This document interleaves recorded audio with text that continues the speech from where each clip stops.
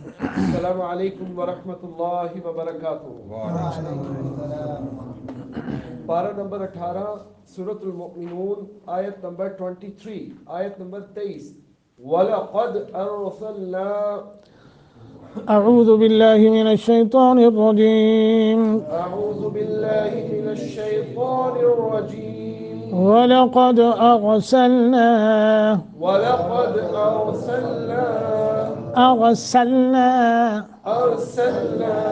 نوحا إلى قومه فقال يا قوم اعبدوا الله ما لكم من إله غيره أفلا تتقون ولقد أرسلنا نوحا إلى قومه فقال يا قوم اعبدوا الله ما لكم من إله غيره أفلا تتقون ولقد واو کو موٹا قاف کو موٹا دال پہ قلقلہ ولقد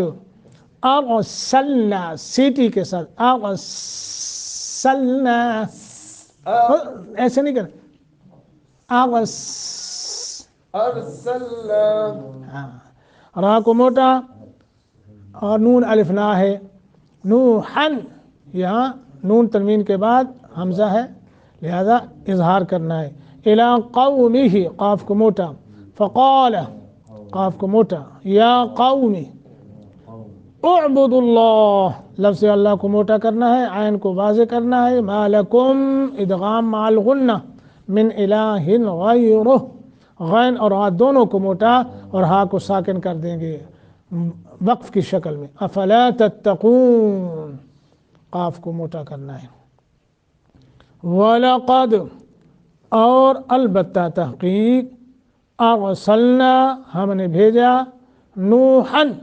نوح علیہ السلام کو الی قومہ اس کی قوم کی طرف فقال تو اس نوح علیہ السلام نے قوم کو کہا یا قومی اصل میں تھا یا قوم اے میری قوم اعبدوا اللہ تم عبادت کرو اللہ کی ما لکم نہیں ہے تمہارے لیے من الہ کوئی اور معبود غیرہ اس کے سوا کیا افلا تتقون پھر نہیں تم ڈرتے سبحان اللہ اس آیت کے اندر اللہ پاک نے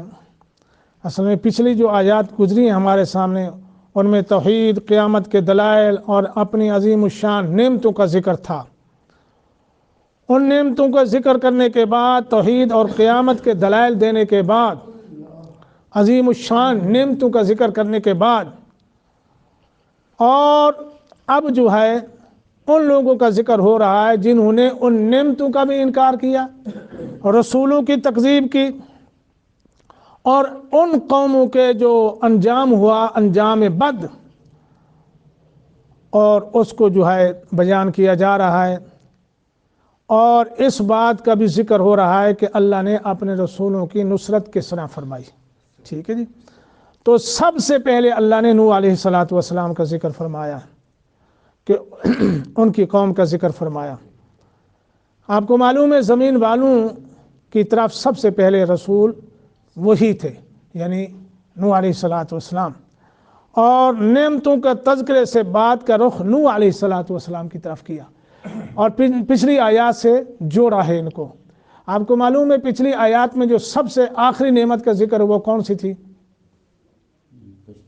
کشتی ماشاءاللہ ڈاکٹر صاحب اللہم زد وزد اللہ برکت دے اللہ زیادہ دے اللہ آپ کو اور مزید مفتی بنا دے تو آخری نعمت وہ تھی کشتی کا ذکر تھا تو آپ کا معلوم ہے سب سے پہلے سوار کشتی پر ہونے والے کون ہیں نوح علیہ السلام انہوں نے کشتی بنائی اور اس کے بعد جو ہے اس طرز میں پھر اور کشتیاں بنی سب سے پہلے نوح علیہ السلام کشتی کو تیار کیا اللہ کے حکم سے اور پھر وہی سوار ہوئے اور ان کے ساتھ مومنین بھی سوار ہوئے تو لہٰذا چونکہ آخری نعمت کا ذکر ہوا کشتی کا تو نوح علیہ الصلوۃ والسلام کا اللہ نے یہاں ذکر فرما کے اس کے ساتھ جوڑ دیا ہے جی کہ وہ نعمت ہے، ٹھیک ہے۔ اور اس کے بعد انعامات اور دلائل توحید بیان کرنے کے بعد آگے انبیاء اور ان کی قوم کے حالات بیان فرمائے جنہوں نے اللہ تعالیٰ کی ان نعمتوں میں غور و فکر کے بجائے احسان فراموشی اور تکبر سے کام لیا تو ان پر اللہ تعالیٰ کا عذاب آ گیا۔ اس میں قریش اور دوسرے تمام کفار کو ڈرانا اور رسول اللہ صلی اللہ علیہ وسلم کو تسلی دینا مقصود ہے۔ قرآن میں عموماً آپ کو معلوم ہے علی اللہ جی اللہ کی نعمتوں کے بعد پھر ذکر ہوتا ہے ایام اللہ جی تاکہ لوگ جو ہے اس سے نصیحت حاصل کریں۔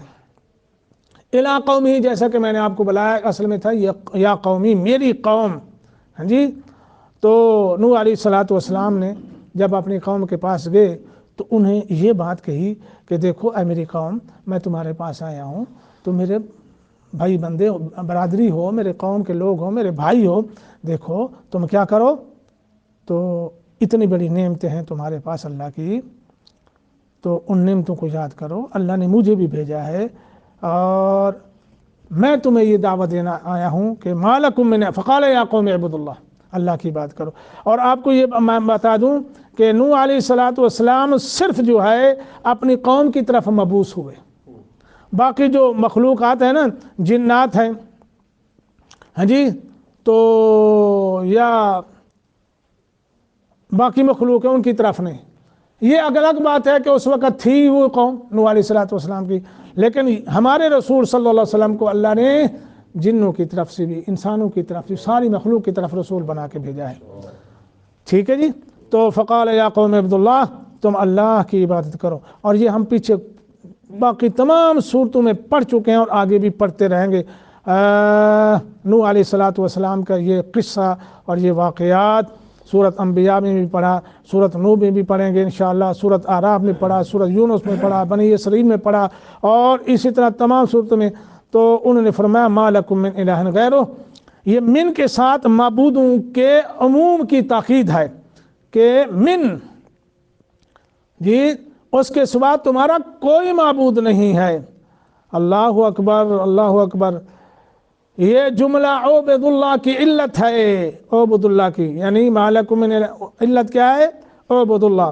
کہ اللہ کی عبادت کرو، اس کے سوا تمہارا معبود نہیں ہے۔ جب معبود نہیں تو بتائیے پھر عبادت کیسی؟ معبود ہی نہیں ہے تو عبادت کیسی ہے؟ عبادت کیسی؟ اللہ اکبر